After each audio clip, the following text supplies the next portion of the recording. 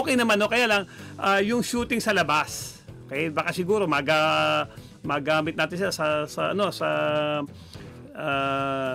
slasher, di ba? Drive and kick. Pero syempre, pag nasa lobo si Andre, kailangan si Nokum, kailangan may disente kang tumitira kasi alam niyo yung depensa, tinitingnan muna kung mayroon kang shooting at kung gaano ka layo ang range mo. Pag mahina ang shooting mo, magsasagyan.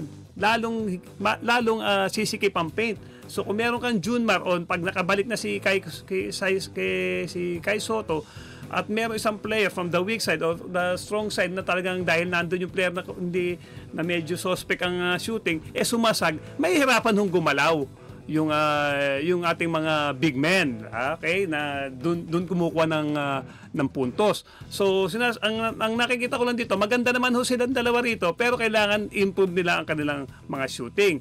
Kaya lang isa pa nga ating tinitingnan dito, yung kanilang experience sa international tournament. Kita nyo ho si Kevin at si Carl Tamayo.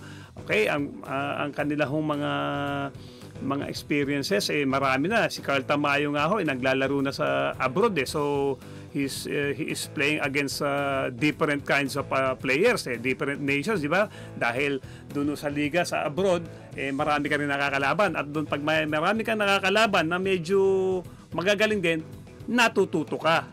Okay? Same goes with Kevin Cambiao. I think Kevin Cambiao na is correct me pero sa Japan ho ba o sa Korea.